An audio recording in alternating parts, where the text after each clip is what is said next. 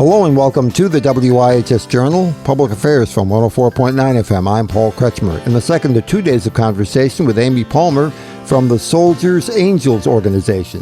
At what point did you determine or see that support of people in Veterans Affairs facilities and so on was likely to become more important? Was it as the deployments dropped off, you saw that there were situations in these facilities where support such as you were providing for deployed people might also make sense for people who are in facilities for whatever reason? Yeah, between 2013 and 2015, the deployments started winding down quite a bit, and we were getting a lot of things. At that time, we were still able to send pallets of product overseas. And so just like with Girl Scout cookies, we've already shipped just this year to Guard units that are activated and deployed and veterans.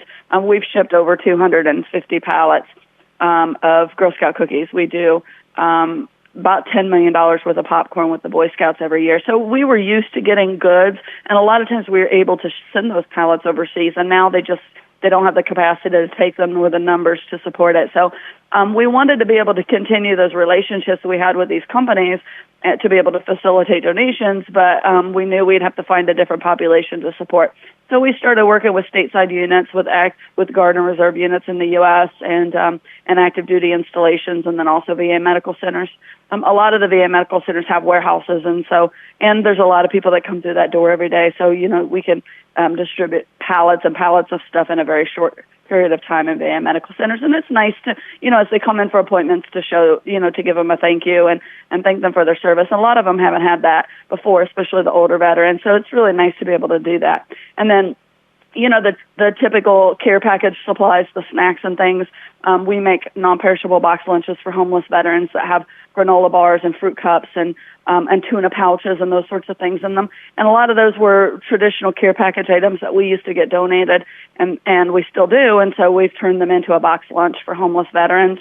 And then, of course, we take the travel size hygiene and make hygiene kits for veteran patients at the hospital because they don't get the hygiene when they come in like you would get in a civilian hospital, shampoo and deodorant and those sorts of things. And so we make hygiene kits that we distribute as well. So, it was a way for us to continue working with donors and continue the operations as we were and accepting the things we were, but using them in a different way. It sounds like you have developed a certain level, and people that work alongside of you have developed a certain level of creativity to take what is available and then turn it around to good use that makes the most sense at any given time.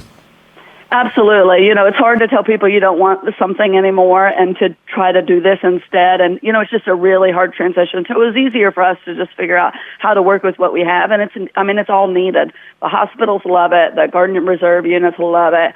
And so there's still items that we're able to use and effectively utilize. And of course, right now with COVID, our volunteers are somewhat limited in what they can do. And so we've created some virtual volunteer opportunities that are on our website at soldiersangels.org. No-sew blankets, paracord bracelets, writing letters, cards to deployed. There's a bunch of opportunities up there people can do right from their home, and there's links to get all the things that they need to do it.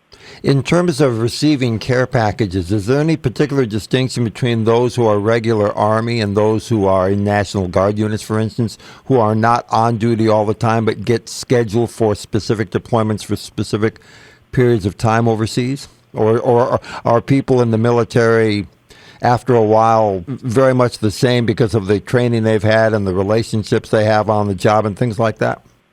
When they're deployed, it really is all the same because they're all activated and full-time.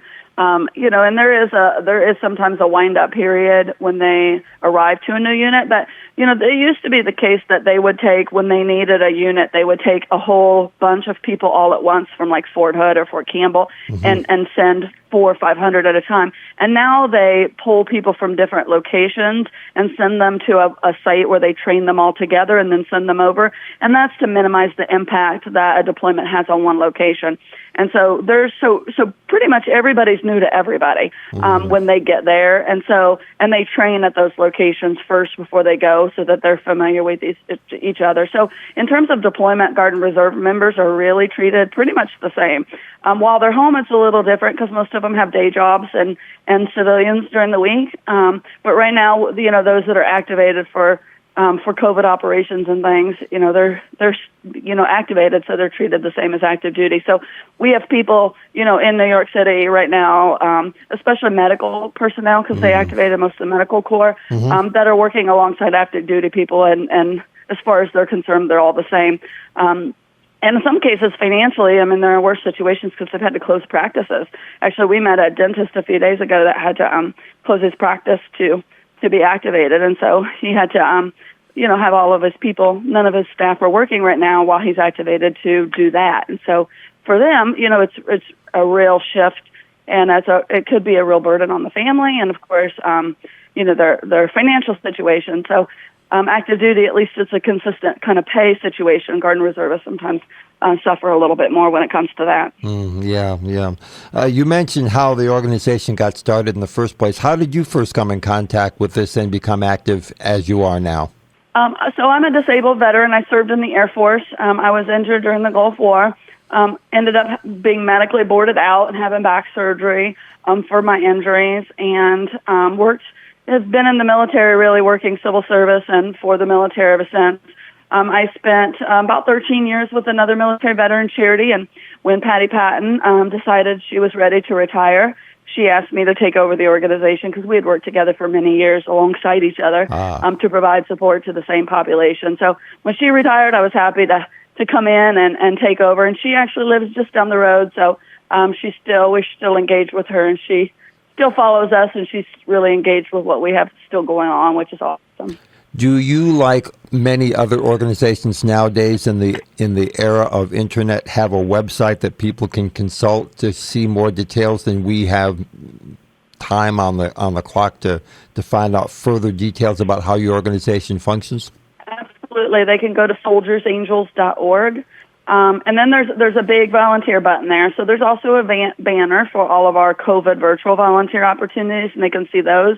And then they can volunteer to serve on any of the teams to support deployed, or if they're interested, as things settle down, to volunteer at their local VA hospitals. We'll be able to do that as soon as they lift the ban, and we're able to get back in there to do patient visits and things. So, definitely go to the website and volunteer, or they can donate, and someone will reach out. As a person who has been a service member, how does it make you feel knowing that there are people out there who may or may not have had that kind of experience like you've had in life, or been on active duty or activated service, knowing that there are people who are interested enough for the people who are on the front lines to choose to become engaged in this kind of rapport as people have? Yeah, I'm inspired every day by just the people who volunteer with us and step up to do it. And, as I mentioned, we have a food distribution program where we distribute food. And, right after this all started, and we're considered an essential organization, so we're still able to continue. But we actually had a discussion with the volunteers to say, hey, do we continue this? Because each of those takes us 45 to 50 volunteers just to run a food distribution. And they did. They wanted to do it. They came out, they wore their masks, they used their sanitizer, and they passed out food. And so I'm just amazed at people and, their desire to continue to serve. We have people picking up meals at restaurants and taking them to the VAs to serve medical staff. We have people that do that every day, that go out and volunteer to do that. And it's just amazing that people want to give so much. And, you're seeing it now with medical staff and people supporting doctors and nurses and first responders and things. And so that's amazing. And of course the VAs, have all the same things. And of course, active duty people, just seeing the USS Comfort and all the support that they received from Americans is awesome. And a lot of them never served, and they want to serve the military family. So it's amazing to see that and to be a part of it. And every day there's a new story that inspires us of volunteers who just go out and do it and want to do it. Thank you very much, Amy Palmer, for making yourself available at this time of the day to talk with me. Thank you. Stay safe. My thanks to Amy Palmer from Soldiers Angels. For further information, call us at 860-346-1049.